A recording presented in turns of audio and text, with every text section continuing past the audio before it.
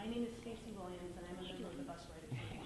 I wanted to make a comment today that would convince you as a voting body that your constituents were clearly so poor that they did not warrant, deserve, or need a 20% increase in their bus fares.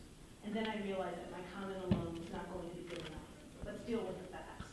The MTA board has failed to do an equity analysis for this 2010 fare increase, despite the fact that the federal government requires that the MTA do an equity analysis. Things have changed.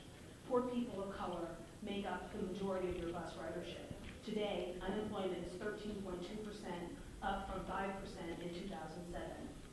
There are new board members, and moreover, MTA has added $1 billion to its budget. It seems that it would be important to look into whether or not a fare increase would have an unjust and crushing effect upon the people who will bear the burden of paying for it.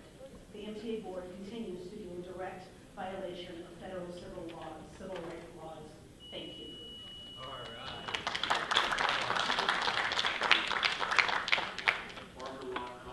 Good afternoon, board members. Barbara Lott-Holland, co-chair of the Bus Riders Union.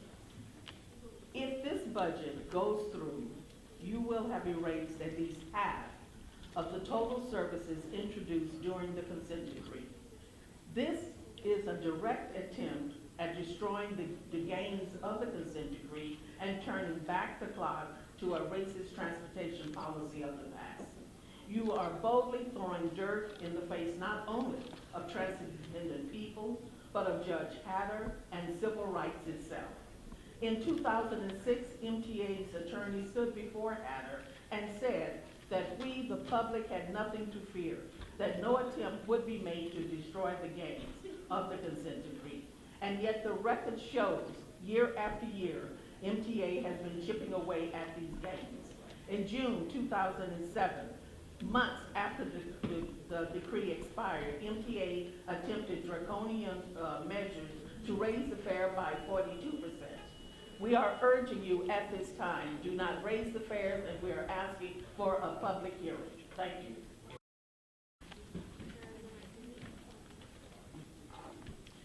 Hello, my name is Ronald Collins.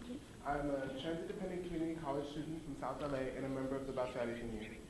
The last time I spoke in this boardroom was May 24th, 2007, when I witnessed 1,500 plus people show up to protest your then proposed fare increase.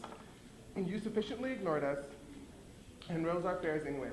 And now 3 years later, I'm here to find you about to turn the same deaf ear to the public. What gives you the right? Supervisor Ridley Thomas, you pushed for a special meeting on Saturday, and you didn't even show up to hear what your constituents had to say. I hope that today you hear us and act responsibly to put an end to this fare increase. And the mayor, who isn't even here, aided in the firing of 700 city workers earlier this week, and now you guys are wishing to approve an MTA budget which includes a 20% fare increase for bus riders. How can you possibly claim to have the interests of Angelenos at heart? This kind of negligence is unacceptable and worthy of legal action.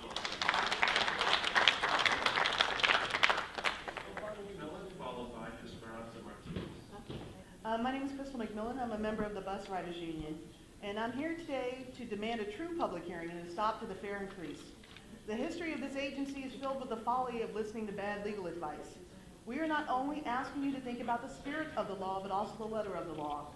To quote FTA guidelines, an agency's public participation strategy shall offer early and continuous opportunity for the public to be involved in the identification of social, economic, and environmental impacts of proposed transportation decisions.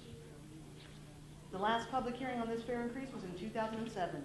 That does not fulfill your adherence to FTA guidelines. There are alternatives to a fare increase, and as a responsible public agency, it's time for you to search for them. The answers to the problems faced by the MTA cannot be solved on the backs of the most profoundly poor residents of Los Angeles.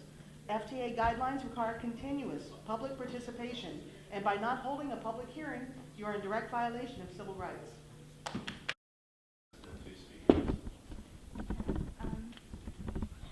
My name is Montserrat Iniguez. I am a student in West LA and a member of the Bus Riders Union, and I just had to say that